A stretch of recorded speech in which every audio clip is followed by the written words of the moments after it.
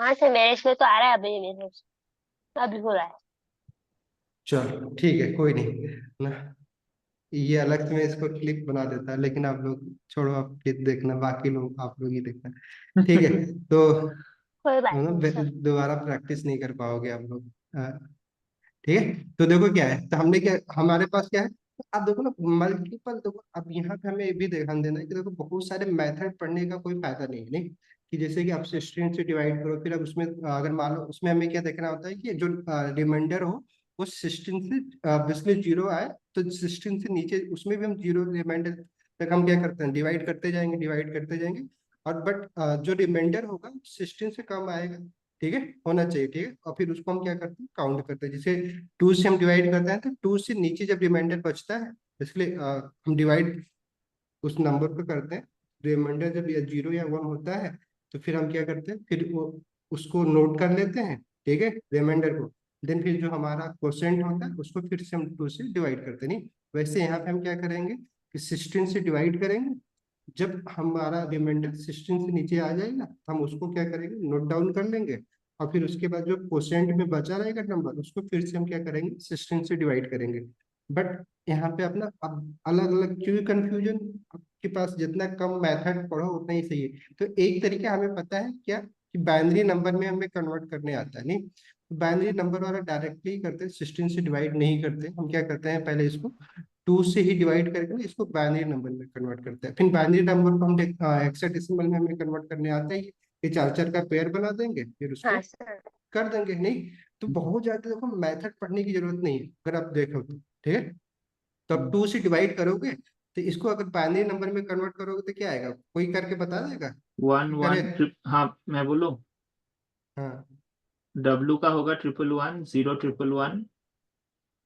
नहीं ठीक है, किया प्रैक्टिस, चलो हाँ, एक मैंने एक किया नंबर। किया अभी पेन पेपर पे किया, तभी बता रहा हूँ। ना ओके, नहीं क्योंकि ना इसका कन्वर्टर भी आता है, अभी हम लोग दिखा देंगे, ठीक है। और हम्म। कन्वर्टर हम बनाएंगे, प्रैक्टिकल जब करेंगे हम लोग प्रोग्राम लिखेंगे, तो ये हम्म। कन्वर्टर हम लोग बना सकते हैं। जस्ट लाइक देखो प्रोजेक्ट करना है आपको, तो आप सोचो ना, आप ऐसा कन्वर्टर बना दो कि उसमें कोई भी स्ट्रिंग डालो, वो उसका बाइनरी नंबर या हेक्साडेसिमल नंबर दे दे, तो ऐसा फंक्शन लिख सकते हैं।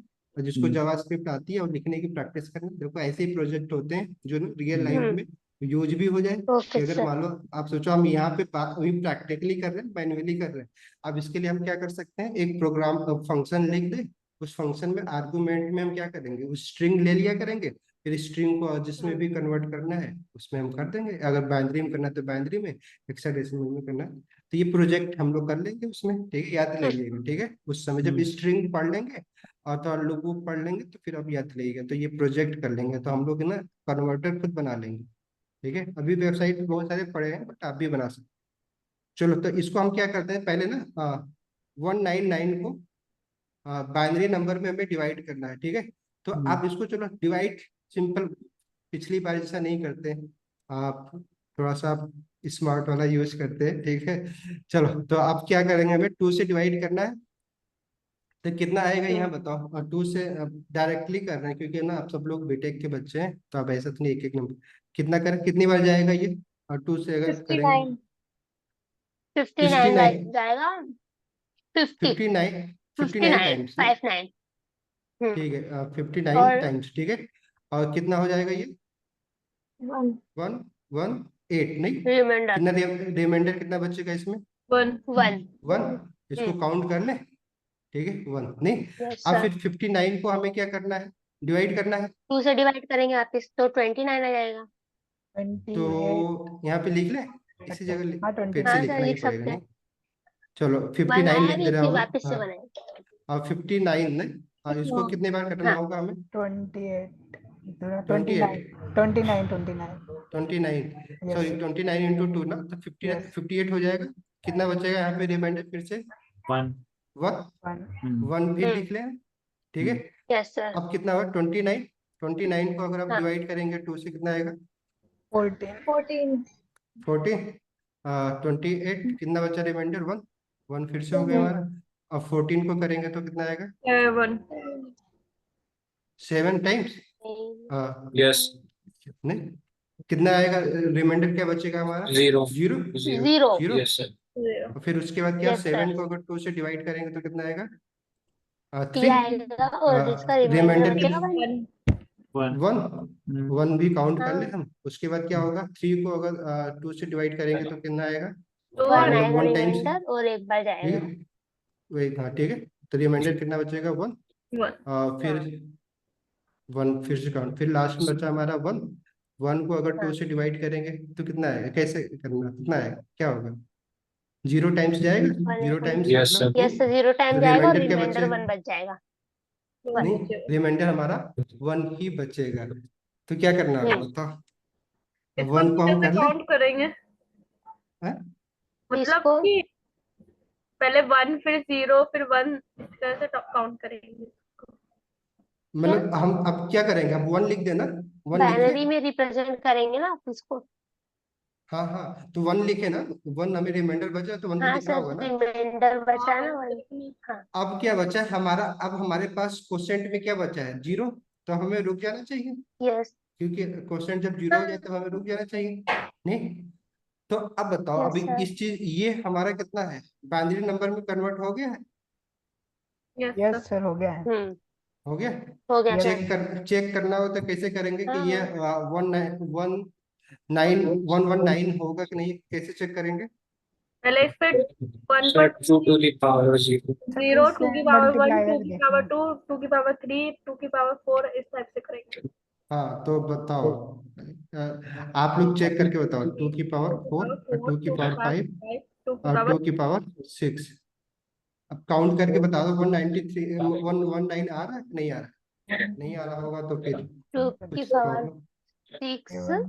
तो 2 मतलब ये हो जाएगा 1, ये पहले कितना ना हो जाएगा? 0 करेंगे। 2 आ जाएगा। 1 2 3 प्लस ये भी हो जाएगा 2 4 और 0 3 और प्लस क्या हो जाएगा? 4 8 हाँ प्लस कितना हो जाएगा?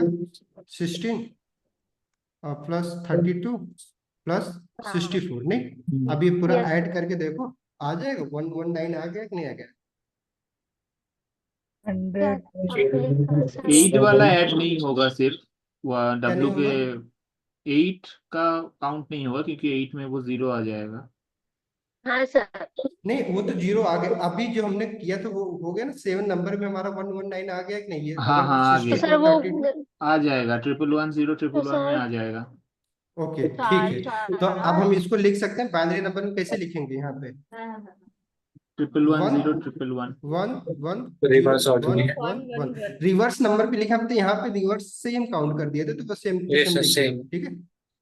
अब देखो Yes. क्या है कि हमने क्या कल क्या पढ़ा था, हम लोगों ने पढ़ा था कि जब बाइनरी नंबर को हेक्साडेसिमल नंबर में बदलना है तो हमें क्या करना होगा? पहले 4 4 का पेयर बनाना होगा। 4 के पेयर बनाएंगे। तो अब यहाँ पे तो 3 ही नंबर है, तो हम यहाँ पे क्या कर सकते हैं, मैंने Zero बोला लगा था कि देंगे। ऐड कर 0 सकते हैं ऐड कर अपन, देंगे। 0 ऐड कर सकते हैं। तो ये 2 पेयर बना। हम्म। अब इन 2 पेयर की वैल्यू क्या हो रही है बताओ? नंबर बता दो। 1 किसकी 1 1 किसकी 0। इसकी कितने 0 कितना 1 नंबर 0 आएगा 1 ये? plus 3 कितना आएगा? 7. 7। Yes, sir. कंफर्म? कैसे सर 7 आ रहा है देखते हैं भाई? अभी रुको। पहला पहले चार तो इसका कितना 6. आएगा? नहीं नहीं, 2 to the sir power 2 6 to he the होगा। power 0 होगा ना? हाँ हाँ बोलो। एक मिनट नहीं नहीं, रुकिए। ये सही है। आप ये बताओ, इस नंबर को अगर हमें कन्वर्ट करना है डेसिमल में ही कर लो, मान लो तो बेसिकली हेक्साडेसिमल में ही करें तो कितना, कैसे काउंट करेंगे? इसको भी तो ऐसे करना, 2 की पावर 0 से लेके काउंट यस करो। सर, 0 वाला छोड़ एक देंगे जिसमें 4 इसमें 1 है, वही वाला 4 काउंट हाँ कर तो लेंगे। कितना आएगा? ये 7 आएगा, 7। यस हाँ, सर, ये भी 7 सर आएगा। ये भी 7 आएगा। तो ये भी ठीक है। 7 है। और 3 आ गया। हेक्साडेसिमल में भी 7 को 7 से ही रिप्रेजेंट करते हैं। हाँ नहीं, यस सर, हाँ। यस तो हमारा हेक्साडेसिमल नंबर क्या होगा इसका? अब इसको अगर हम कन्वर्ट करें तो हेक्साडेसिमल क्या होगा? 77। 7 7। नहीं, हम्म, क्लियर? हाँ। यस यस हाँ। वैसे ही हाँ। बाकी दोनों के लिए कर सकते हैं, वो आप करिएगा, हाँ सर, ठीक कर है। सकते तो हैं, हमने बिल्कुल क्या कर किया, सकते ठीक। हमने क्या किया, W को हमने पहले एक डेसिमल नंबर में कन्वर्ट किया, ठीक है, जो कि कितना है, किसके थ्रू हमने किया? यूजिंग आस्की टेबल में हमने देखा कि W को किससे रिप्रेजेंट करते हैं नंबर में, तो हाँ। वहां पे हमें पता चला कि 190 को हम क्या बोलते हैं, W को 119 से रिप्रेजेंट करते हैं। फिर इसको हमने क्या किया, बाइनरी नंबर में कन्वर्ट किया, जो कि कितना आया था, 1 0 1 1 0 0 1 1 1 1 1 1, ठीक है। फिर उसके बाद इसको हम यस जब हम हेक्साडेसिमल में कन्वर्ट किए तो कितना आ गया था 7, ठीक 77 है, 77 यस क्लियर। अब यहाँ पे मैं ना लिख दे रहा हूँ आप लोग ताकि याद रखिएगा। क्या मैं लिख रहा हूँ, ठीक है, कन्वर्ट यूजिंग आस्की, ठीक है, yes yes sorry, ASCII table. अब इसको ना, अब देखो ना, थोड़ा नोट्स नोट्स जरूर बनाते रहिए क्लास में, क्योंकि इतने सारे कॉन्सेप्ट हम लोग पढ़ने वाले हैं। सिर्फ क्लास देखेंगे तो आगे आप फिर से ये सब चीजें हम भूलते जाएंगे, क्योंकि प्रैक्टिस तो हम जरूर। तो इस पार्टिकुलर ना हम लोगों की लाइव क्लास के लिए ना एक पार्टिकुलर नोट्स बना लीजिएगा, ताकि ना आप बाद में रिवाइज कर सकें दोबारा, ठीक है। फिर उसके बाद यहाँ पे हमने क्या किया था कि कन्वर्ट किस में किया, बाइनरी नंबर में। हेक्साडेसिमल में। कन्वर्ट इन बाइनरी नंबर, ठीक है, हम्म। हम्म बाइनरी नंबर, ये बाइनरी ठीक टू है। और फिर उसके हेक्साडेसिमल बाद यहाँ पे हमने क्या किया था, कन्वर्ट इन हेक्साडेसिमल में। हेक्सा, ठीक है, हेक्साडेसिमल ठीक है, हेक्साडेसिमल।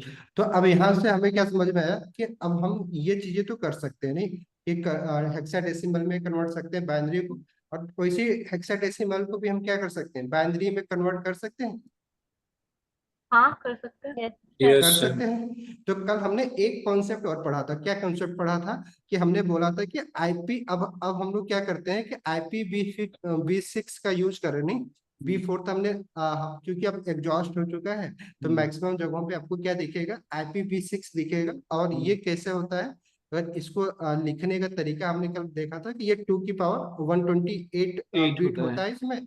तो इसको हम क्या करते हैं, 16 बिट के नंबर में 8 इक्वल पार्ट में डिवाइड कर देते हैं। जैसे कि हमने देखा था कि IPv4 में नंबर को हम किससे डिवाइड सेपरेट कर रहे थे, डॉट से कर रहे थे, नहीं हम वहां पे क्या कर रहे थे, यूज करते हैं n डॉट का यूज कर रहे थे, नहीं कि डॉट का यूज करके हम क्या कर रहे थे, उस बेसिकली 8 बीट को हम अलग अलग सेपरेट कर, क्योंकि हमारा IPv4 जो होता है वो क्या, कितने डिजिट, कितने बिट्स का होता है, बेसिकली 2 की 8 बिट पावर का। 32, हम्म 32 बिट, ठीक है, बेसिकली हम्म 4 बाइट, ठीक है। हम्म यस वैसे ही हमारा ये जो IPv6 है वो कितने बिट का है, 128। तो इसको हम क्या 120 करते हैं, 16 बिट की आठ। पार्ट में 8 इक्वल पार्ट में हम डिवाइड कर देते हैं, तो 16 बिट ये भी होगा, हम्म यस ठीक है।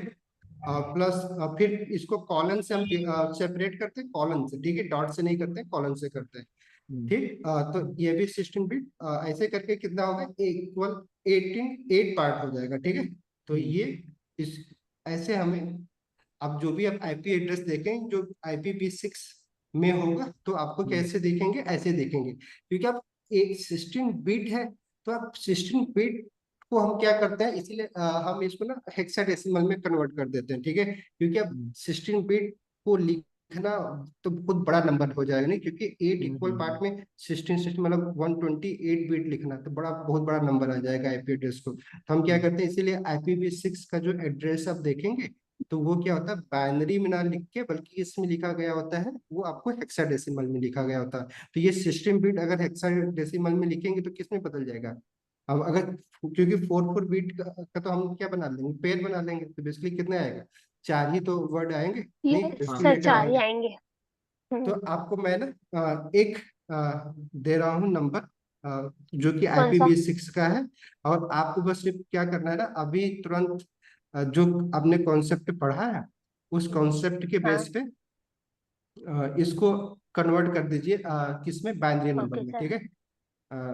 कर कॉपी नहीं रहा होगा, हूँ। कुछ नहीं हो रहा है, हो तो रहा है, चलो 1 मिनट, कलर चेंज करना होगा मैं बस ये इसका, यहाँ पे ब्लैक कलर है, यहाँ पे देखिए व्हाइट कर क्या दीजिए। कलर ही चेंज करना है इसमें, हाँ, ये वाला कलर जो है कहाँ पे, ये आपके लेफ्ट साइड पे होगा ना। टेक्स्ट में जाइए सर, टेक्स्ट मिल जाएगा आपको। फॉन्ट साइज, ये नहीं, इस पे नहीं है ना, यहाँ सर है ये ये जो ना क्या? ऑप्शन, वर्टिकली दो ये है ना, लेफ्ट साइड पे हाँ आपके स्क्रीन पे। लेफ्ट साइड में है, बट कलर का ऑप्शन कहाँ है यहाँ पे, वही तो ब्लैक करके जो है। चलो देखता हूँ, मैं एक काम करता हूँ, इसको कॉपी हो सकता नहीं हो रहा है, ठीक है, मैं ना एक काम करो, मुझे थोड़ा टाइम, मैं लिख दूँ। हाँ, हाँ हाँ हाँ, जल्दी, ये वही कॉपी हो बेहतर, नहीं रहा है कोई बात नहीं। तो वही बेहतर होगा। ठीक है, देखने दो मुझे, तो एग्जैक्टली मैं लिख दूँ। ठीक है, अब मैं लिख रहा हूँ, आप याद देखिएगा।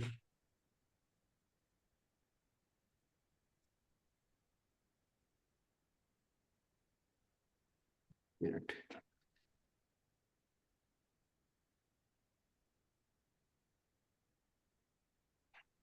बहुत कुछ बदलना पड़ेगा नहीं लिखने में। आगे से मैं ना इसकी प्रैक्टिस वो करके आ लेके आ, मतलब मैं सोचा था इसको ना लिख दूं पहले, लेकिन इतना मैं ओपन किया तो कोई आ गया, तो उनसे बात करने लगा मैं। 2001 कॉलन 0 DB। आप लोग देखते जाइए और अपने दिमाग में ना या फिर कॉपी पे प्रैक्टिस जीरो करते, मतलब DB। 0। ठीक है, उसके बाद 85A3 कॉलन, फिर 0 0 0 0 कॉलन, फिर मैं इधर नीचे या फिर चलो हॉरिजॉन्टल की करूँ। 0 0 0 कॉलम 8A2 कॉलम 0 3 7 0 कॉलम 7 3 3 4। ठीक है, ओके, सर यही है। ये बीच में 8 के बाद क्या लिखा है, एक बार पढ़ के बता दो। कहाँ 8A2 है, ये ना, यहाँ पे ये लास्ट एट से थर्ड वाला। 8 5 लास्ट से थर्ड ना, 8A2। हाँ, ठीक है, हाँ बताओ। 8882E। हाँ और सर इधर भी एक मेरे को हाँ बता पूछना है। दो। इतना बेकार है हैंड राइटिंग हो गई मेरी। चलो, नहीं, मेरे को सुननी पड़ी है कि यहाँ पे ये फर्स्ट और सेकेंड वाला। फर्स्ट से सेकंड वाला नहीं, DB8 है ये, 0 DB8। ये 8 है या 0 है? कहाँ पे ये 0 है, ये बोलो और ना, एक यही और। आप बोलो। हाँ सर समझ आ गया। और बाकी लोग सर बताओ। ये थर्ड वाला, थर्ड थर्ड वाला वाला ये। ये हाँ 85A3। ठीक है सर। बताओ जल्दी ठीक है बताओ ठीक है। आप। इतना टाइम मत लो, क्योंकि आगे अभी और कॉन्सेप्ट पढ़ने हैं। ठीक इस सर इसका लिखा तो है, सही अभी मैंने लिया। इसका बाइनरी बोलना है ना। हाँ इसका बाइनरी बोलना है, क्योंकि देखो अभी हमने क्या बोला था कि 16 बिट को इसने क्या किया है, 4 बिट में बदल दिया। बेसिकली हम्म, हेक्साडेसिमल नंबर है ये, हम्म, एक्चुअली में होगा तो ये 16 बिट। हाँ तो उसको हम्म, क्या किया गया है, हेक्साडेसिमल में लिखा गया है। तो आपको ऐसे ही ना, जब भी आपको नंबर, ऐसे ही मैं पढ़ा क्यों रहा हूँ आपको, देखो ना इसका रोल ना बैकएंड में यूज होगा, बट अभी क्योंकि हम फंडामेंटल देख ही रहे थे, क्योंकि अब आईपी एड्रेस के बारे में जानना भी जरूरी है, कंप्यूटर साइंस के आप स्टूडेंट हैं तो जान लो। बट इसका जब आप मैक्सिमम यूज तो देखो ना, अब साइबर सिक्योरिटी और नेटवर्क इंजीनियर जो होते हैं, उनको तो पूरा डिटेल में पढ़ना पड़ता है। आईपी एड्रेस में ना कई सारे क्लासेज होती है, class A, class B, class C, class D और E तक क्लासेज होती हैं। तो प्राइवेट आईपी एड्रेस होते हैं, पब्लिक आईपी एड्रेस होते हैं, प्राइवेट पब्लिक प्राइवेट जो आईपी एड्रेस होते हैं वो कहाँ पे यूज होते हैं। तो ये पूरा एक कॉन्सेप्ट है। जब आप या तो नेटवर्किंग इंजीनियर बनते हैं, या फिर जब आप साइबर सिक्योरिटी पढ़ना चाहते हो, हैकर बनना चाहते हो, ठीक है। बहुत सारे लोगों को ड्रीम होते हैं ना, हैकर बनना है हमें ना, लोगों की वेबसाइट हैक करनी है या फिर कोई सिस्टम हैक करना है। तो आपको ना ये सब चीजें डिटेल में पढ़ना होता है, ठीक है, ताकि आप जान पाए कि बेसिकली उसके, क्योंकि आप उसके एड्रेस तक पहुंचेंगे, उसके जस्ट लाइक आईपी एड्रेस हमने पिछली क्लास में डिस्कस किया था कि हर मशीन को एक यूनिक आईपी एड्रेस होता ही होता है। तो आप आईपी एड्रेस देख के पता कर पाए कि किस क्लास का आईपी एड्रेस है, नहीं, या तो फिर आप ऐसा सिस्टम बना रहे हैं उसको सिक्योर बनाना चाह रहे हैं, तो आप पब्लिक आईपी एड्रेस या प्राइवेट आईपी प्रदीप जी ये एड्रेस। वाला क्या है 8, ये जो लास्ट से 3 नंबर वाला 8A2E। हाँ हाँ 8A2E। अरे यार अभी आप लोग इतना सर दो, कंफ्यूज हो। दो, तीन, दो इतना मैंने कर लिए सर, शुरू के दो, शुरू के दो हो गए मेरे। एक एक ना, एक लोग एक एक नंबर बता दो बस जल्दी से, अगर ठीक आप है, लोग मैं प्रैक्टिस है पहले ठीक वाला है, बोल पहले। देती हूँ हाँ मैं। ये पहले दो वाला हजार बताओ। एक वाला, हाँ ये ठीक है, इसको कहेगा 0 0। कहाँ लिखे? लेफ्ट से लिखें कि राइट से लिखें, लेफ्ट से। मतलब किधर, वन से आप वन को दो कन्वर्ट हजार पहले एक कर वाला रहे हैं। सर, हाँ हाँ, मैंने तो 2001 वाला 2001 करा है। में, हाँ तो 2001 में हाँ, 1 से कन्वर्ट करना शुरू किया है आपने कि 2 से शुरू किया है। 2 से शायद। 2 से किया ना, 2 है पहली डिजिट तो। हाँ ठीक है, तो 0 0 0 0 1 हम्म 0 0, हाँ बहुत बढ़िया। और फिर और 0 और फिर 0 की तो 0 0 0 4 बार हाँ 0 0 0 हो जाएगा, और प्लस और फिर उसके बाद वापस फिर 0 का, इसका भी 0 0 0 हो जाएगा, और ये हाँ कितना हो जाएगा, और 0 ये 0 फिर 1 हो जाएगा नहीं। 0 0 1 हो जाएगा, ये हो गया। ये कितने सेकंड वाला डिजिट हो कितना गया है? ये डिजिट काउंट करो ये हो कितना हो गए गया, 16 16। डिजिट हो गए हाँ नहीं। तो 12 एक एक प्लेस 16। हमारा यूज हुआ, ठीक है। अब यस दूसरा सर। नंबर कौन, इसी हिसाब से कौन बताएगा, इसको कौन बताएगा? सेकंड वाला पता है सर, हाँ बताओ। ये 0DV8 है ना, हाँ तो तो 0 0 0 हो जाएगा, 0 का। हाँ डी डी का बताओ क्या होगा। डी का हो जाएगा आपका 1101। सर डी का होएगा। हाँ भाई जो कॉपी पे लिख लिया है ना वो बताए, दिमाग में रखने वाले ना बताए, हाँ ठीक हाँ है। वन हाँ 1101 होगा डी का। 1 बी 1 0 1 8 +4, डी कितना होगा, ये नंबर कितना आएगा, ये डी का 0। 10 11 12 13 13 आएगा ये, हाँ हाँ 13। तो हाँ। हाँ ठीक है, हाँ सर 13 30 होगा, नंबर वाला है। सही है, और ठीक है। और उसके बाद बी क्या होगा, बी का होगा 1011 हाँ 1011। 1 0 1 1, ठीक है। और फिर 8 को हम क्या 8 का करेंगे, तो 1000। 1000, सॉरी हाँ 1000। अच्छा ये बाकी समझ में आ रहा है उन लोगों को भी, दो डिजिट, क्योंकि बस सिंपल, ये तो सिंपल कन्वर्जन है, ठीक है, ये तो आपने पढ़ा ही Yes. होगा हाँ सर इतना तो, ठीक है। ये बस सही हमें है, नंबर कन्वर्ट। डेसिमल टू तो डेसिमल। बताओ हाँ ये सर। तीसरे नंबर को आदित्य जी आप बताओ, चलो बताओ, 8 तो मैंने 5 8। लास्ट वाला कर लिया। अच्छा कौन किया है तीसरे नंबर को, इसको किसने किया है बताओ। पता है सर। सिंपल सा है, 8 सही को है। फिर से हम क्या करेंगे, 1 8 0 का 0 0 हो भी कर जाएगा देंगे। सर 1000 हो जाएगा। हाँ उसके ठीक है, बाद 5 जीरो को क्या वन करेंगे हम, one zero 0 one 0 zero one होगा। 1 0 क्या करेंगे, 121। 4 0 प्लेस 1 पे 1 रखेंगे, 0। और ये 1 है, 0 1 0 1 ना, हाँ हाँ ठीक सर है 1 हो गई। फिर और प्लस वापिस उसके बाद 1 क्या होगा, ट्रिपल ए 0। को 9 क्या का करना होगा होगा, 1001।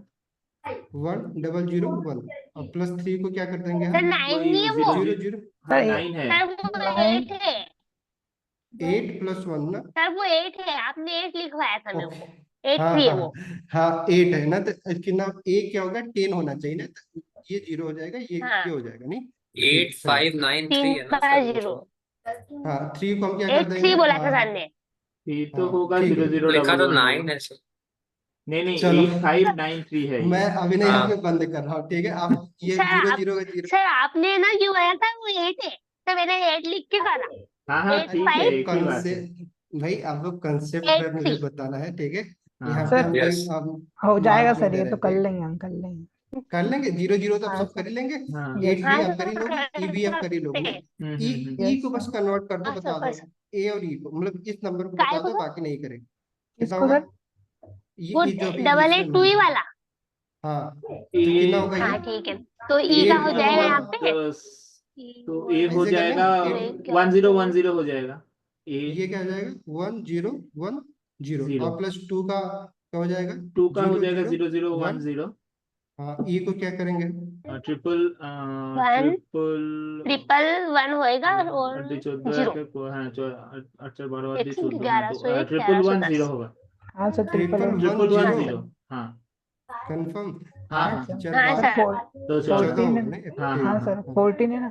चलो 14 नंबर तो वाला। आप बस मेरे को बताने का मतलब ये था कि आप कभी भी कहीं भी IPv6 का एड्रेस देखेंगे तो आप समझ जाएंगे कि IPv6 का मतलब IPv6 है, ठीक है। यस क्योंकि सर। आप अपने लैपटॉप में भी देख सकते हैं आप, क्योंकि अगर ना आप मैक्सिमम लैपटॉप में परमानेंट नहीं होता आईपी एड्रेस, जैसा मैंने बताया DHCP के थ्रू ना हमें आईपी एड्रेस मिलते हैं, तो बदलते रहते हैं। तो आप अपने लैपटॉप में अगर जाके देखेंगे तो आपको ना ये IPv6 का ना ये दिख जाएगा आपको, तो वहाँ पे देखिएगा तो आप ये समझ जाइए कि हाँ ये IPv6 वर्जन है, और आपको कन्वर्ट करने आ गया। चलो कोई बात नहीं, अब आगे चलते हैं, हमें आज का सेशन स्टार्ट करते हैं। आप लोगों ने आधे घंटे ले लिया, 40 मिनट इसी में, बट कल से हम क्या करेंगे, क्वेश्चन मैं यहाँ पहले से पेश कर दूंगा, आते ही आप लोग सिर्फ 15 मिनट का टाइम हम अलॉट करेंगे, और उसको आपको बस सॉल्व करना, नहीं होगा तो भी वहाँ पे हम लीव कर जाएंगे, क्योंकि हमें नए कॉन्सेप्ट पढ़ने। अभी थोड़ा सा मैं अब सोच रहे हैं जावास्क्रिप्ट कि जो कोड है वो हम मंडे से स्टार्ट करें, तो उससे पहले जावास्क्रिप्ट का आज हम लोग ना बेसिकली वेबसाइट का जो फंडामेंटल बेसिकली क्या है कि क्लाइंट एंड सर्वर के बारे में थोड़ा सा पढ़ते हैं, और कुछ चीजें जो डेटा टाइप्स है वो कल पढ़ लेंगे, कल पढ़ेंगे, कल जावास्क्रिप्ट स्टार्ट कर देंगे, बट जावास्क्रिप्ट का कोड लिखना शुरू नहीं करेंगे, बट उसका जो डेटा टाइप्स होते हैं, ठीक है, जावास्क्रिप्ट में जो आपको मिलती है, क्योंकि हर प्रोग्रामिंग लैंग्वेज में अलग अलग, मतलब अलग अलग तो नहीं, बट कहीं कहीं पे कम डेटा टाइप्स होते हैं। जैसे कि आप जावास्क्रिप्ट पढ़ रहे हो तो इसमें एक ही टाइप का इंटीजर मिलता है जो नंबर को रिप्रेजेंट करता है, बट आप सी पढ़ते हैं या फिर अदर इवन पाइथन भी पढ़े होंगे तो वहाँ पे नंबर को भी है ना, फ्लोट नंबर को अलग से रिप्रेजेंट, इंटीजर को आई से रिप्रेजेंट करते हैं, वैसे सी में भी अपना। तो यहाँ पे हर एक स्पेसिफिक लैंग्वेज में आपको कुछ टाइप के डेटा टाइप्स मिलते हैं, तो कल हम लोग डिस्कस करेंगे, ठीक है। तो आज अभी हम लोग जो करने जा रहे हैं वो हम लोग क्या करने जा रहे हैं, ये भी, क्योंकि अल्टीमेटली ना आपको जो पढ़ना है, जो वेबसाइट बनाएंगे, तो ये क्लाइंट सर्वर जो आर्किटेक्चर है, ठीक है, इसी के बारे में ना जब हम सिस्टम डिजाइन करेंगे तो एडवांस तरीके से देखना होता है, बट अभी बस ना आपको एक हो सकता है लाइटर नोट पे आपको ना डिस्कस करने जा रहे हैं कि क्लाइंट सर्वर आर्किटेक्चर जो होता है, क्योंकि सिस्टम डिजाइन इसी को बोलते हैं, ठीक है, और इसी के बारे में आपको अच्छे से पढ़ना होता है, हर एक पार्ट को जानना होता है, बट अभी हम लोग प्रेजेंट टाइम में, ताकि आप लोगों को बता पाए कि हम जो कोड करने जा रहे हैं या फिर जो हम सिस्टम बनाएंगे, जिसके लिए कोड सीख रहे हैं, तो हम इस टाइप का सॉफ्टवेयर बनाएंगे जिसमें ये सारी चीजें यूज होती है, ठीक है। तो जैसा कि हमें पता है कि अगर हमें एक वेबसाइट बनाते हैं, ठीक है, तो वेबसाइट को हम कहाँ पे क्या करते हैं, कहाँ पे वेबसाइट को कहाँ पे होस्ट करते हैं, सर्वर पे। वेबसाइट बनाने के बाद हम उसको अपने लैपटॉप में तो रखते नहीं, प्रोडक्शन के लिए हम क्या करते हैं, सर्वर का यूज करते हैं, तो सर्वर पे हम क्या करते हैं, अपने वेबसाइट को होस्ट कर देते हैं, ठीक है। तो ये हमारा क्या है, सर्वर है, ठीक है।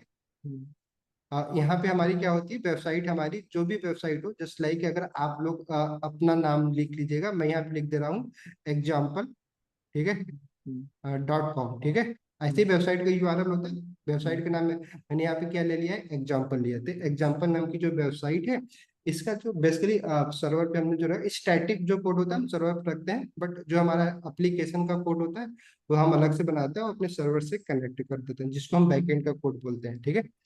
अब अगर हमें इस वेबसाइट को एज ए यूजर मतलब कि आप हो गए, मैं हो गए, या कोई भी और जो हमारी वेबसाइट को के कंटेंट को देखना चाहता है, पढ़ना चाहता है, या हमारी वेबसाइट को एक्सेस करना चाहता है, तो वो क्या करता है, अपने अपने कंप्यूटर से या अपने लैपटॉप से, ठीक है, ठीक है, ये उसका लैपटॉप है, यहाँ पे मान लो जस्ट लाइक वो यूजर है, ठीक है, मैं उसको भी बना दे रहा हूँ, क्योंकि हमें ये भी पढ़ना, यूजर्स भी कई टाइप के होंगे ना, तो ये जो यूजर है, ठीक है, ये इसका कंप्यूटर है, ठीक है, इस यूजर का, जिसमें ब्राउजर क्या है, इंस्टॉल है, ठीक है, ब्राउजर, क्योंकि ब्राउजर से ही वेबसाइट को क्या करेगा, वो एक्सेस करेगा, ठीक है, जिसको हम क्या बोलते हैं, इसीलिए इसको हम क्या बोलेंगे, क्लाइंट, क्योंकि क्लाइंट हम इसलिए बोल रहे हैं क्योंकि ये हमेशा डेटा रिक्वेस्ट करता है, ठीक है, डेटा को रिस्पॉन्स नहीं करता, बल्कि डेटा के रिक्वेस्ट सेंड करता है, तो अभी बात जो लेता है उसको हम क्लाइंट ही बोलते, नहीं, सिंपल, ठीक है।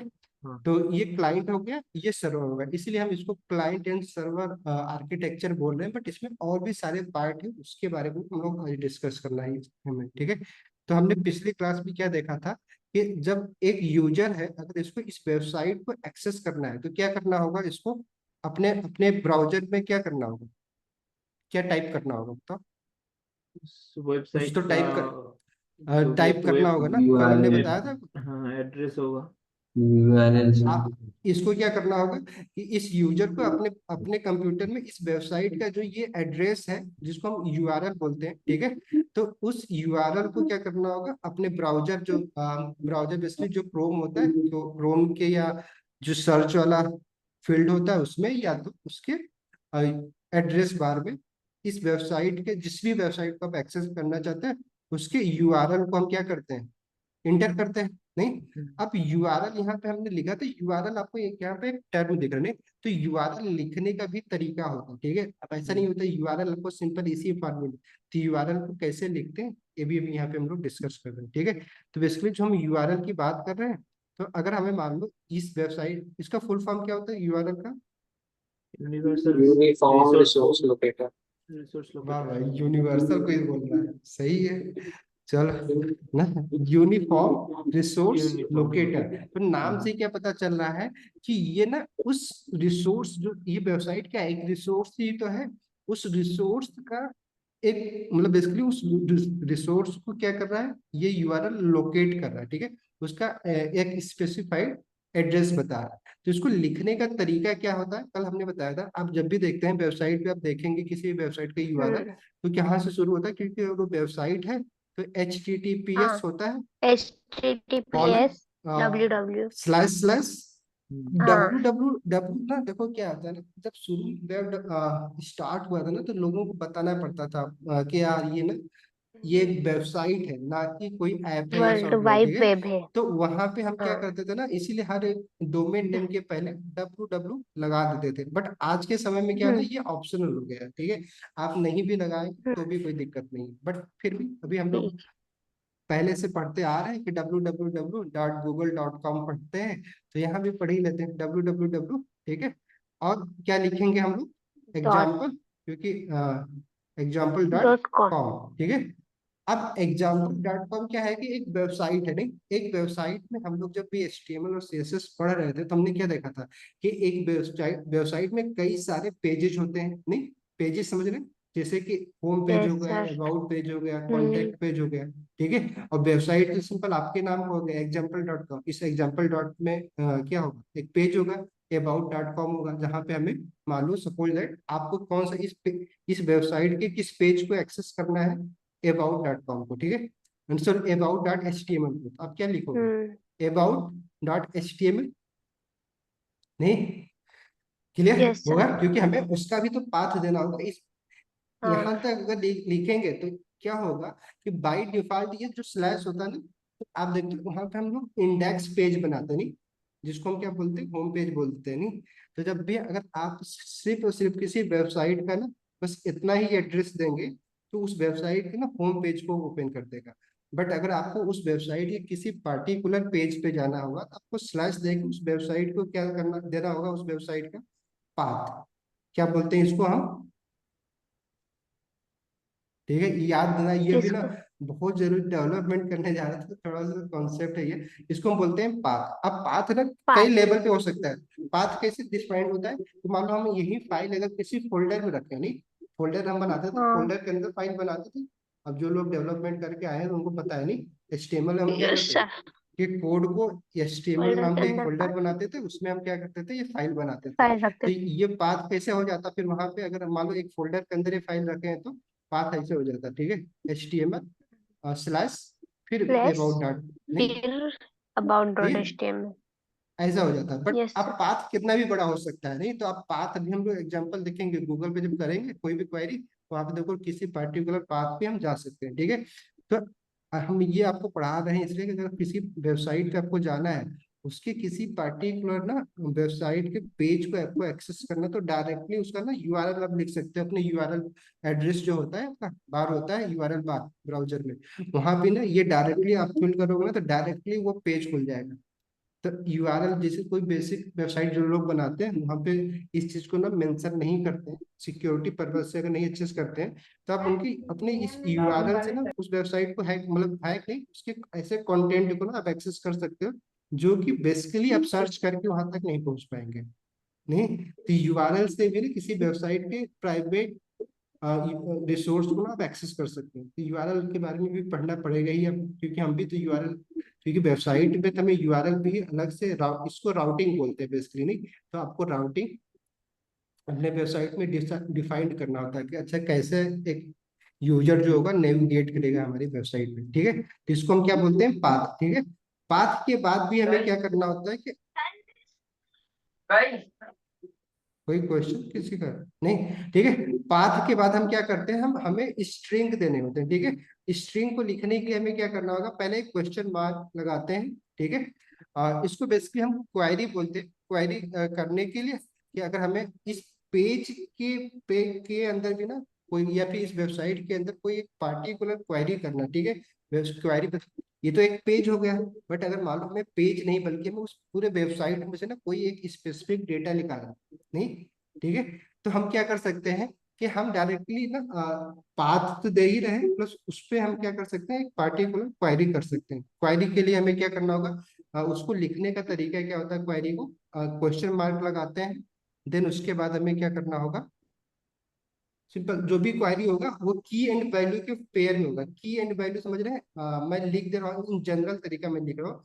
की एंड वैल्यू, की मतलब क्या, की हम लोग ना बनाएंगे कि अगर मान लो आप सपोज दैट कि आप सर्च कर रहे हो गूगल पे जाके कैट, नहीं तो कैट क्या हो गया, वैल्यू हो गया, की क्या हो गया, आप जो क्वेरी कर रहे हो बेसिकली सर्च कर रहे हो, सर्च क्या हो जाएगा, की हो जाएगा, वैल्यू अब क्या करना चाह रहे हो, कैट, तो वो क्या हो जाएगा, एक तरीके से क्वेरी हो गई, ठीक है।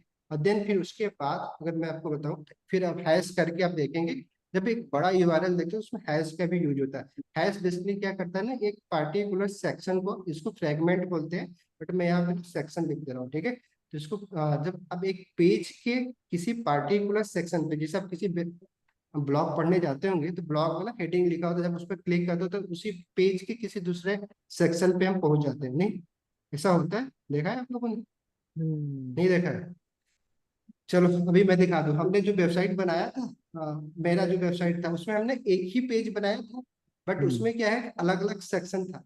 तो जब एक ही पेज के किसी और पार्टिकुलर सेक्शन पे आपको जाना होता है तो हम आईडी से भी तो मूव करते हैं ना, जस्ट लाइक उसका लिंक जब देना होता है हम आईडी में बेसिकली आईडी को हैश से ही तो रिप्रेजेंट करते हैं। तो बेसिकली अभी चलो इतना समझो कि ये पूरे क्या है, एक यूआरएल के ना पार्ट। तो आपको अगर जब एक बड़ा यूआरएल दिखता है ना, जब आप वेबसाइट बनाते हो तो आप इस हर एक पार्ट के बारे में आपको पता होना चाहिए। इसको हम क्या बोलते हैं, स्कीम बोलते हैं बेसिकली, ठीक है। प्रोटोकॉल है जो हमारा, ये स्कीम इसको बोलते हैं। ये क्या हमारा हो गया, ये हमारा डोमेन नेम हो गया, जिसको हम क्या बोलते हैं, डोमेन नेम, ठीक है। अब डोमेन नेम में भी दो पार्ट है, पहला क्या है, ये आपका पार्ट है, एक इसको हम क्या बोलते हैं, टॉप लेवल डोमेन, जो .com भी हो सकता है, .in भी हो सकता है, .net भी हो सकता है, अलग अलग हो सकता है। इसमें हमने एक चीज मिस कर दिया, कल हमने जो बताया था कि कॉलन लगा के हमें क्या करना होता है, 443, क्योंकि HTTPS है तो 443 लिखना होगा, या 80, क्योंकि हमने मिस इसलिए कर दिया क्योंकि ये क्या बाय डिफॉल्ट मेंशन होता ही होता है, ठीक है। क्योंकि ये क्या था हमारा, कल हमने पढ़ा था ना, पोर्ट नंबर होता है, ठीक है। तो ये भी हमें अपने इस यूआरएल में मेंशन करना होता है। ये हमारा क्या हो गया, पाथ हो गया, ये क्या हो गया, हमारी क्वेरी हो गई, और प्लस इधर क्या हो गया, हमारा फ्रेगमेंट हो गया। तो इतने पार्ट होते हैं किसमें, यूआरएल में। बट अभी हम यहाँ पे क्या कर रहे हैं, बट अभी कॉन्सेप्ट आ गया था तो इसको ना नोट डाउन जरूर कर लीजिएगा, क्योंकि ये जो यूआरएल का कॉन्सेप्ट है बहुत ज्यादा हम लोग यूज करना है, क्योंकि यूआरएल तो हमें बनाना ही पड़ेगा ना, पेज राउटिंग कैसे हो तो कैसे करना है। तो अब जब आप हर एक पार्ट को जानते रहेंगे तो आप अच्छे से समझ पाएंगे, तो इसको नोट डाउन कर लीजिएगा, ठीक है। चलो यहाँ पे देखते हैं, तो हम क्या करेंगे कि अपने ब्राउजर में, जस्ट लाइक ये यूजर कौन है, यूजर मैं है, ठीक है, मम्मी।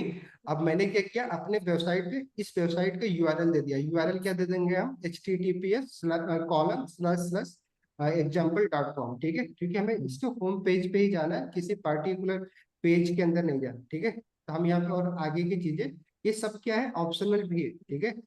रिक्वायर्ड क्या क्या है, बस रिक्वायर्ड है आपका बस ये डोमेन नेम, ठीक है। HTTP अपने आप उसमें हो जाता है, क्योंकि आप वेब कर रहे हैं तो वेबसाइट ब्राउजर से कर रहे हैं, तो ब्राउजर बेसिकली वेब को ही एक्सेस करता है, तो वहां पे ना ये अपने आप जो ब्राउजर होगा वो इसको ऐड कर देता है, ठीक है। बट अगर आप सही से लिखना चाहते हैं तो आपको HTTPS:// फिर एग्जाम्पल या उस वेबसाइट का नाम आपको लिखना चाहिए, ठीक है, अगर आप सही यूआरएल लिखना चाहते हैं तो, ठीक है। तो अब जैसे ही हम मान लें, हमने क्या किया, अपने ब्राउजर में यूआरएल example.com इंटर किया, तो क्योंकि हमने क्या यहाँ पे इंटर किया है, डोमेन नेम, तो हमने कल पढ़ा था, तो हमारा ब्राउजर सबसे पहले कहाँ पे जाएगा, रिक्वेस्ट सेंड कर देगा कि पहले इसको रिजॉल्व करेगा, क्या करेगा, क्यों, रिक्वेस्ट सेंड करेगा पहले किसको, सर्वर को। सर्वर को नहीं भाई, पहले तो क्योंकि सर्वर का ओरिजिनल एड्रेस example.com थोड़ी नहीं है, इसका तो कोई आईपी एड्रेस होगा ना, ये तो हाँ यस हमारे लिए सर, है ना। डीएनएस पे जाएगा सर, डीएनएस, डीएनएस। डीएनएस को तो रिक्वेस्ट जाएगी, फिर हमारा डीएनएस जो देगा। ब्राउजर है ना वो क्या करेगा, पहले जो डीएनएस नाम की जो सर्विस है, जिसके पास हाँ ना इस उसको देगा। example.com जो डोमेन है, इसका आईपी एड्रेस इस डीएनएस के पास है, तो हमारा जो ब्राउजर है सबसे पहले किसको रिक्वेस्ट भेजेगा, इसको भेजेगा। DNS क्या बोलेगा, DNS यार सर्वर। इस example.com नाम की जो वेबसाइट है, example.com, इसका आईपी एड्रेस मुझे सेंड करो, ठीक है। तो फिर ये जो डीएनएस है, पहले इसको क्या भेजेगा, example.com का आईपी एड्रेस, ठीक है। देन फिर इस आईपी एड्रेस के साथ हमारा जो ब्राउजर है वो किसको भेजेगा, इसको भेजेगा रिक्वेस्ट। कौन सा रिक्वेस्ट भेजेगा, HTTP रिक्वेस्ट, ठीक है, क्लियर। फिर उसके बाद क्या होगा कि इस रिक्वेस्ट को पढ़ेगा, प्रोसेस करेगा ये सर्वर। फिर इस ये सर्वर जो भी इसमें हमने मेंशन किया होगा, जो भी इससे हमने रिक्वेस्ट किया होगा, वो पेज हमें क्या कर देगा, ये रिस्पॉन्स कर देगा, ठीक है। कौन सा रिस्पॉन्स करता है, ये HTTP रिस्पॉन्स, ठीक है। अभी ये हम देख सकते, ये सब प्रैक्टिकल करेंगे हम लोग। अभी बस थ्योरी पढ़ा है, तो थ्योरी बस जान लो, नहीं इसी सब के लिए तो कोड करना है, नहीं वेबसाइट बनाते वक्त आपको यही सब सारी चीजें करनी है। तो बट करना क्या है, करना क्यों है, ये जानने के लिए हम ये सब पढ़ रहे हैं, ठीक। देखो अब इतना से ना काम हो जाता है, अगर आप ना एक स्टैटिक वेबसाइट बना रहे हो। आप यहाँ पे वर्ड आ गया ना, स्टैटिक एंड डायनेमिक वेबसाइट, आपने सुना का, स्टैटिक और डायनेमिक वेबसाइट। स्टैटिक और डायनेमिक वेबसाइट में क्या होता है कि देखो, स्टैटिक वेबसाइट हम उसको बोलते हैं ना जो पहले से ही ना लिखी गई हो, ठीक है। लिख के उस सारे वेबसाइट को क्या किया गया, सर्वर पे होस्ट कर दिया। तो सर्वर ना बेसिकली जो कंटेंट हो रहा है वो रिक्वेस्ट के समय नहीं क्रिएट किया जा रहा है, बल्कि उस कंटेंट को ना पहले से ही क्रिएट कर दिया गया। नहीं, जैसे हम HTML में लिख देते हैं ना कोड, जस्ट लाइक HTML में अगर मुझे H1 लिखना है तो हम पहले से लिख दिए हैं, नहीं। तो वहां पे क्या है कि वो ऐसा नहीं होगा कि जब हम रिक्वेस्ट करेंगे तो फिर वो H1 पहले बनेगा, फिर वो हमें सेंड होगा, पहले से लिखा हुआ। तो उसको हम क्या बोलते हैं, स्टैटिक वेबसाइट। तो जब हम कोई एक स्टैटिक वेबसाइट बना रहे हैं, सिंपल वेबसाइट, तो हमें और बाकी चीजों के बारे में पढ़ने की जरूरत नहीं। सिंपल हमें बस सिर्फ क्या पढ़ना है, HTTP के बारे में पढ़ लीजिए, सर्वर पे कैसे अपनी वेबसाइट को होस्ट करना है उतना पढ़ लीजिए, बस हो गया आपका। बट इसमें से तो आपको आज जॉब मिलेगी नहीं, नहीं। आपको थोड़ा सा एडवांस वर्जन आज के समय में डायनेमिक वेबसाइट बनाने होगी, ई-कॉमर्स वेबसाइट। तो इसके लिए हमें क्या करना होता है कि सर्वर के लिए कोड करना होता है, ठीक है। तो उसमें हम क्या करते हैं, एक अपना एप्लीकेशन कोड बनाते हैं, ठीक है। एप्लीकेशन बेसिकली क्या है, जस्ट लाइक जो भी हम Node.js में कोड लिखेंगे उसी को हम क्या बोल दे रहे हैं, एप्लीकेशन बोल दे रहे हैं, ठीक है। समझे आप। हाँ। चलो मैं इसको एक कुछ मेंशन कर दूं। हाँ, ये हम इसको क्या बोल रहे हैं, एप्लीकेशन। ये जो एप्लीकेशन होता है इसको आप बोल सकते हो कि ये भी सर्वर से ही कनेक्टेड है, मतलब सर्वर पे ही होता है। बट अभी हम ये कनेक्टेड दिखा रहे हैं, तो ये स्ट्रक्चर आप समझे, ठीक है। तो जब भी आप मान लो हमने ऐसा कोई भाई कोई और कुछ ना करे, ये सब देखो कुछ डिलीट मत कर देना, इतनी चीजें हैं, तो कोई उल्टा सीधा ना कर देना, हम लोग प्रैक्टिस, अदरवाइज फिर से पूरा करना पड़ जाएगा, ठीक। तो आप लोग व्हाइट बोर्ड से ना कुछ भी छेड़छाड़ मत करो, ठीक। देखो तो हमें क्या करना है कि हमें एप्लीकेशन बनाना, एप्लीकेशन कोड लिखना होगा अगर हमें डायनेमिक वेबसाइट। अब एप्लीकेशन कोड हम क्यों लिखते हैं, क्योंकि हम जो स्टैटिक कोड लिखे होते हैं ना, ये जब सर्वर क्या करता है, रिस्पॉन्स करता है, तो ये सारा सर्वर, ये स्टैटिक कोड कहाँ जाता है, हमारे ब्राउजर पर। ब्राउजर इसको रेंडर करता है, हम उस सारे कोड को हम क्या कर सकते हैं, पूरा अपने जो हमारा वेब डेवलप क्या क्रोम डेवलपर टूल से, उसमें हम जाकर उसको सब देख सकते हैं, HTML CSS पूरा कोड तो देख ही लेते हैं हम लोग, नहीं। तो जब भी हमें कोई बिजनेस लॉजिक लिखना है, ठीक है, बिजनेस लॉजिक क्या बोलते हैं कि जैसे कि अगर आप कोई ऐसा लॉजिक लिख रहे हैं जिसको आप पब्लिकली शो नहीं करना चाहते, ठीक है। जैसे ही रिक्वेस्ट है, उस रिक्वेस्ट के बेस पे पहले यहाँ पे प्रोसेस हो, आपने जो कोड लिखा है, कोड में आपने ऐसा कुछ इंस्ट्रक्शन दिया है कि यहाँ से अगर कोई भी रिक्वेस्ट आ रही है तो उस रिक्वेस्ट को प्रोसेस किया जा रहा है इस कोड बेस के हिसाब से, ठीक है। तो उसको आप करने के बाद फिर आप टोटली भेज दो, कैसे कर रहे हैं ये उसको नहीं बता, नहीं समझा।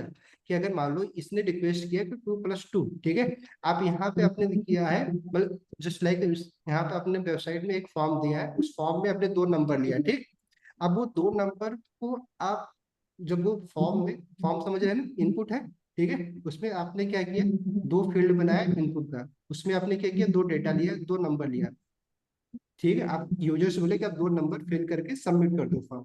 जब वो सबमिट करेगा तो फॉर्म कहाँ पे आएगा, आपके सर्वर पे आएगा।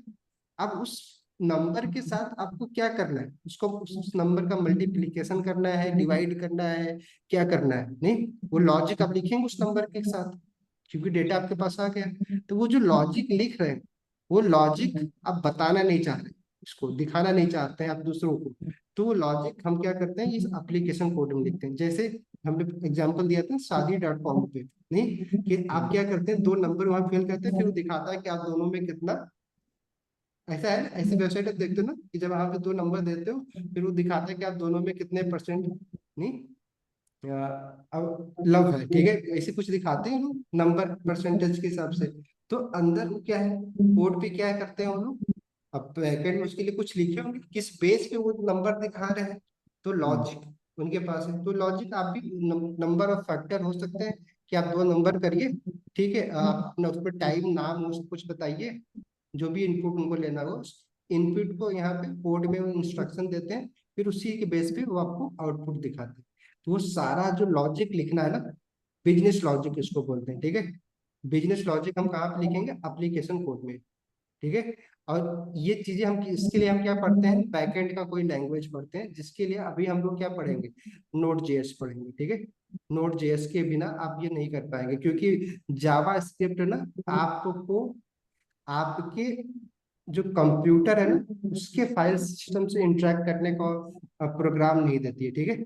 तो हमें इसीलिए जावास्क्रिप्ट का ये जो नोड इन्वायरमेंट है, बेसिकली रन टाइम इन्वायरमेंट है नोड, उसका हमें यूज करना होता है। या तो आप पाइथन का यूज कर सकते हैं, जावा का यूज कर सकते हैं। तो यहाँ पे कुछ भी, इसलिए बैकएंड के लिए ना कोई भी प्रोग्रामिंग लैंग्वेज यूज कर सकते हैं।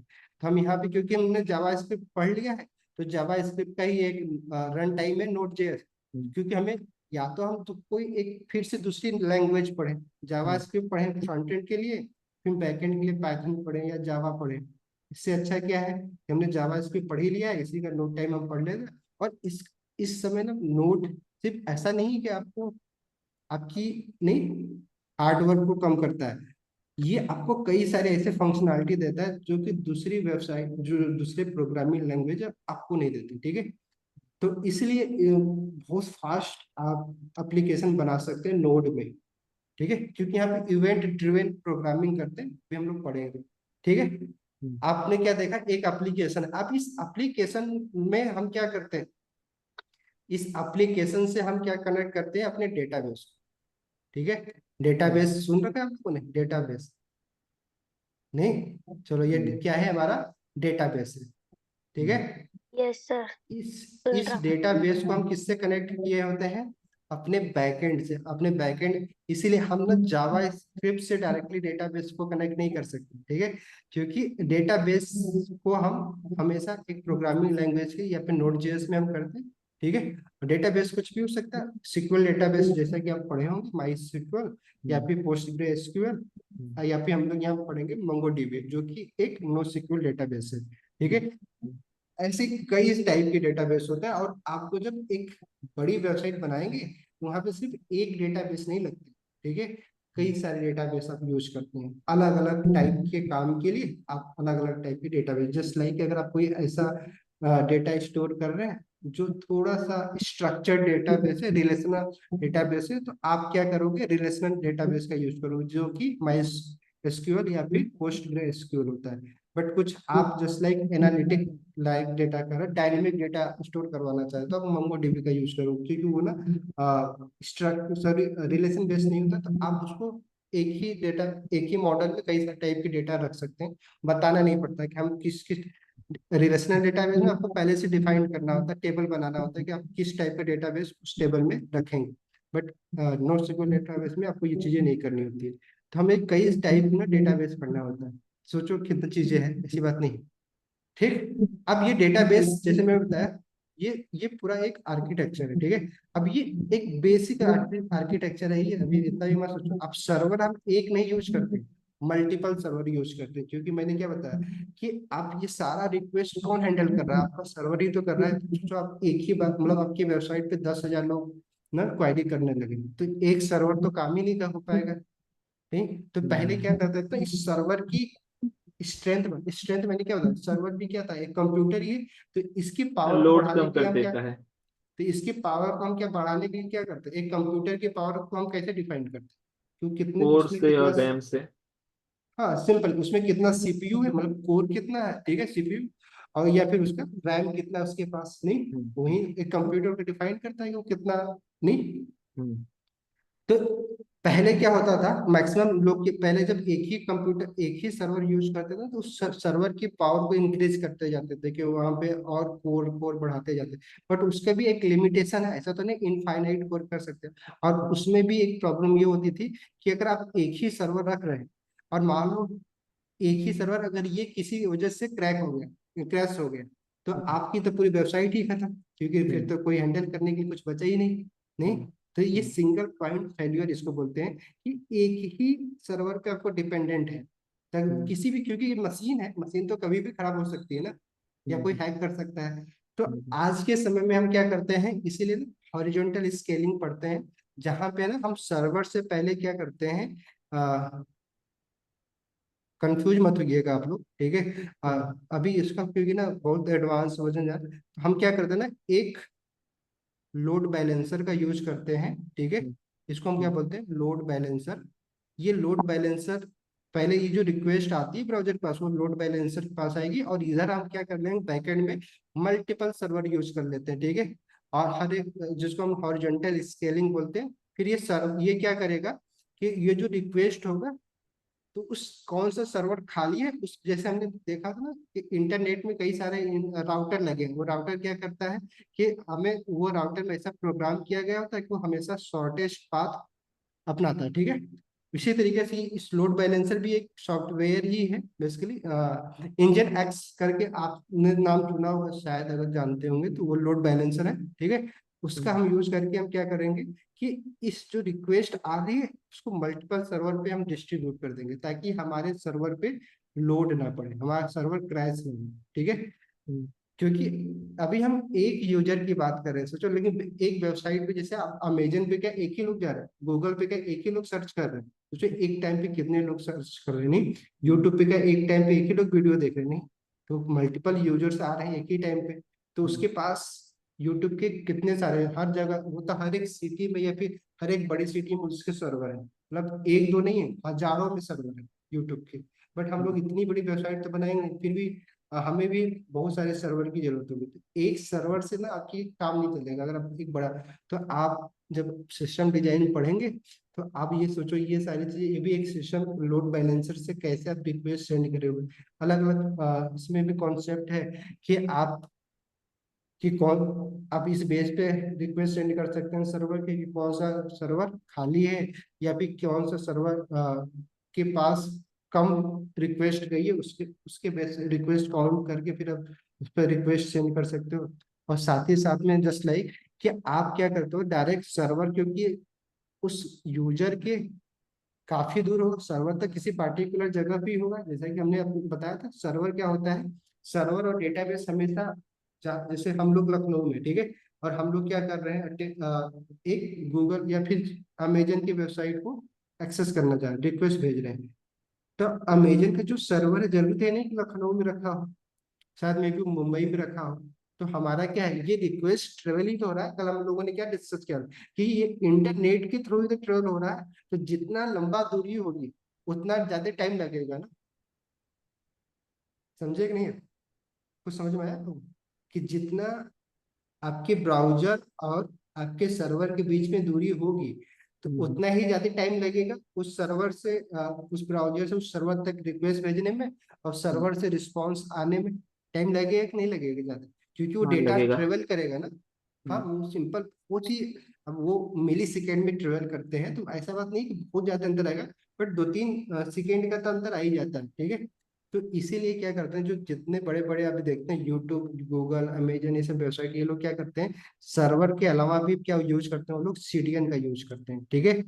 कंटेंट डिलीवरी नेटवर्क इसको बोलते हैं बेसिकली, सीडीएन। ये सीडीएन क्या होता है ना, ये भी एक सर्वर ही है, ये पूरे ना बहुत पूरी मतलब वर्ल्ड में ना इसको, मतलब एक पार्टिकुलर कंपनी, क्योंकि कोई कंपनी से आपको सीडीएन खरीदना होता है, जैसे अमेजन का क्लाउड फ्रंट है, नहीं, उसका आप यूज करें, क्लाउडनरी आप यूज कर सकते हैं, क्लाउड प्लेयर, इसके लिए ये लोग क्या करते हैं, सीडीएन प्रोवाइड करते हैं।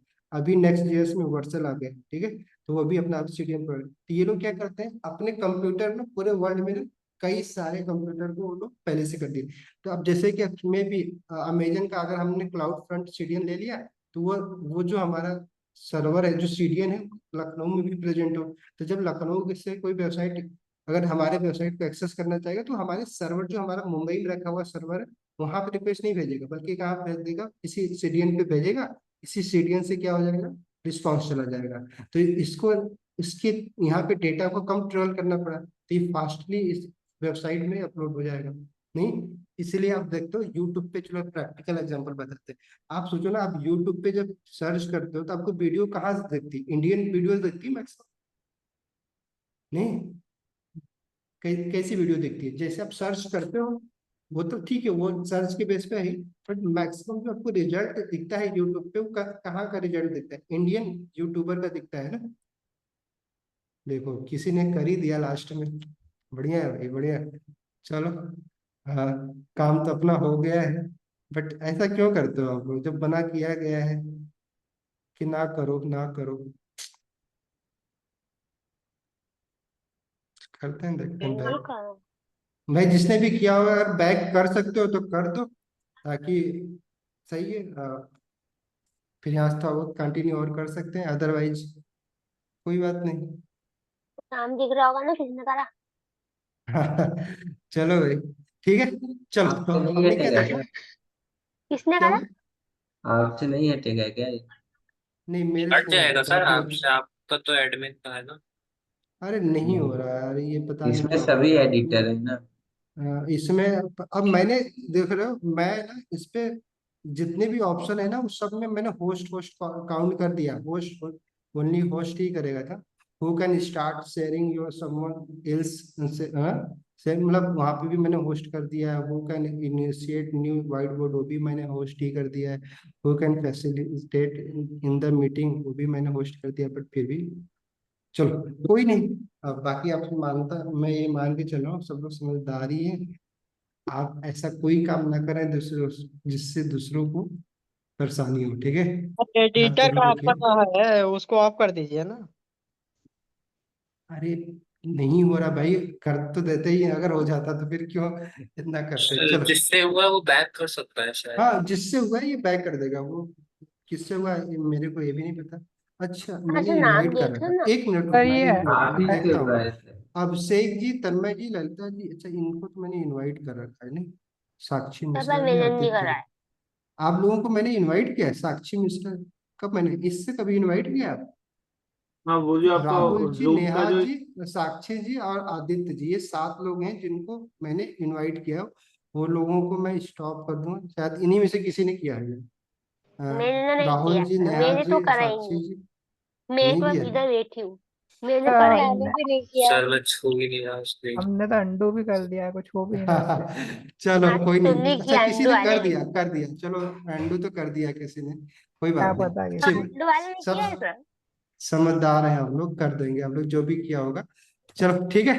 तो अभी देखो हमने क्या किया, जो समझा हमने वो भी ये देखा कि हमें अब इन्हीं सब चीजों के बारे में ना पढ़ना है। वेब डेवलपमेंट में जो हमें प्रोग्राम करना है, चलो भाई कर लो, कर लो, आप ही कर लो, कौन कर रहा है?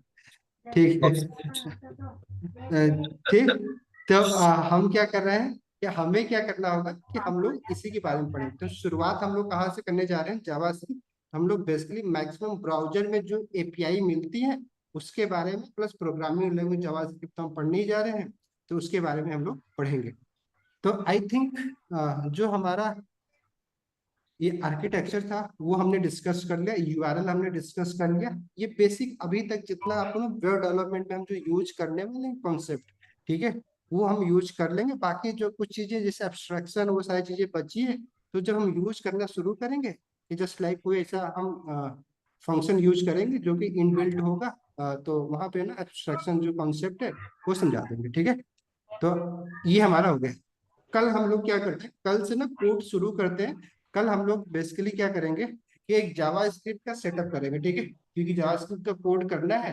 तो पूरा सेटअप करते हैं कि कैसे हमें कहाँ पे कोड करना है, वो पूरा कोडिंग इन्वायरमेंट बनाते हैं, ठीक है। और क्योंकि और कुछ जो भी चीजें होगी कल हम लोग सेटअप कर लेंगे।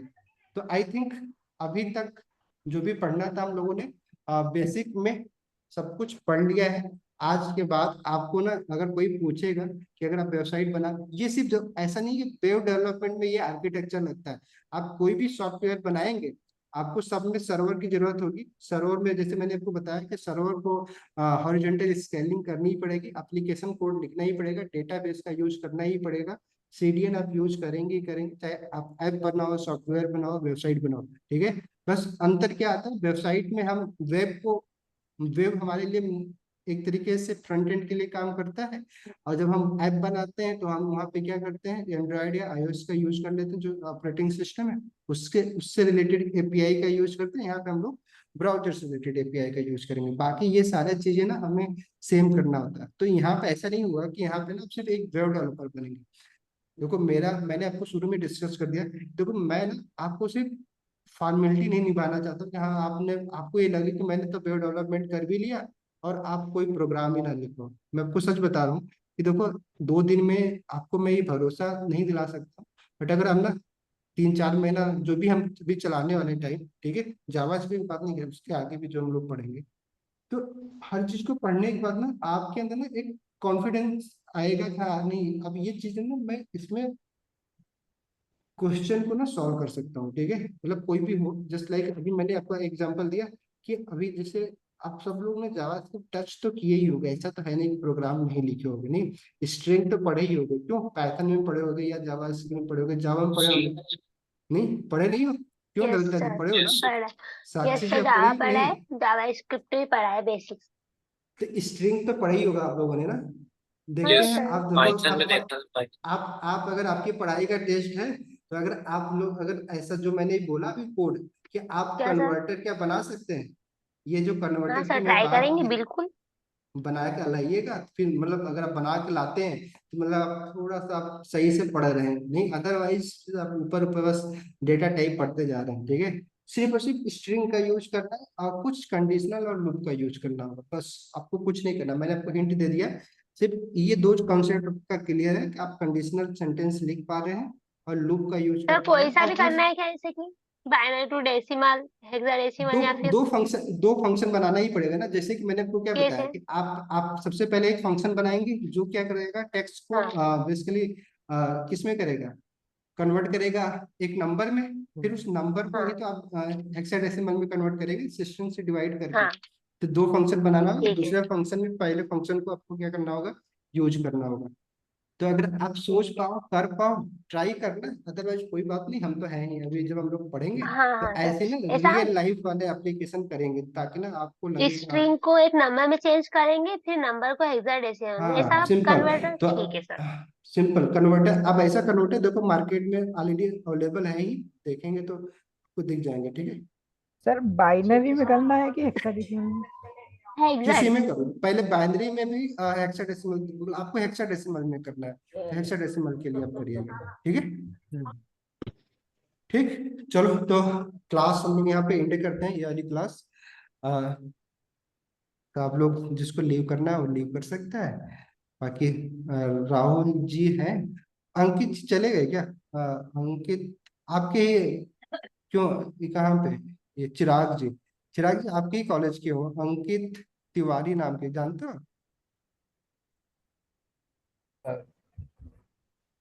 चले कब गए आपसे को, शुरू में चले गए थे बाद में गए? हाँ चलो कोई सर, नहीं, उन्होंने कुछ कल टाइम मैसेज बाद। किया था, ठीक है। तो ये चीजें हैं, अब कल से हम लोग जावास्क्रिप्ट का कोड आप लोगों ने पहले कर रखा है, तो आप लोग बेसिक तो सेटअप अभी कहाँ पे कोड करते हो, कंसोल में करते हो बेसिक जावास्क्रिप्ट का कोड के, कहाँ पे VS करते कोड। हो, टर्मिनल पे करते हो, किस में करते हो, VS कोड। बीएस कोड में कंसोल तो में भी ठीक है। कर सकते हैं, और उसके बाद जैसे ब्राउजर पे भी वो नोड.जेएस का एनवायरनमेंट होता है तो हो जाता है ब्राउजर। हाँ कर सकते हैं, हाँ, पर चलो कंसोल में भी किया है, वो ऐसे क्या बेसिक सा उससे क्या पीछे। किया जाए बताओ, अब लोग के बीएस कोड में डायरेक्टली करें जहाँ पे एचटीएमएल सीएसएस हो, तीनों फाइल बना के इंटरलिंक कर दें ताकि हाँ आपको हाँ। रिजल्ट दिखता रहे पेज पे। यस वो सर, देखो VS कोड वाला सही। वो आप आपके लिए आसान हो जाएगा, क्योंकि उससे क्या होगा कि आप ना सोच पाएंगे, जो नए लोग होंगे तो वहाँ पे हम तीनों चीज का यूज कर रहे होंगे, नहीं तो पेज पे दिखेगा वो, क्योंकि हम जावास्क्रिप्ट को क्या करेंगे अपने एचटीएमएल वाले पेज से इंटरलिंक कर देंगे जैसे सीएसएस को यूज कर देते हैं, ठीक है। या तो अगर हम कंसोल में भी करना चाहें तो वहाँ पे हम स्निपेट का यूज करके कर सकते हैं बेसिक वाला, बट ट्राई करते हैं कि ना प्रैक्टिकल ही वर्जन करेंगे कि कॉन्सेप्ट पढ़े प्लस उसका प्रैक्टिकली हम पेज पे दिखा पाए। नहीं क्लियर? तो वहां से करते हैं, VS कोड से ही स्टार्ट करते हैं। हाँ ओके, VS किसी को कोड के और अलावा और कोई और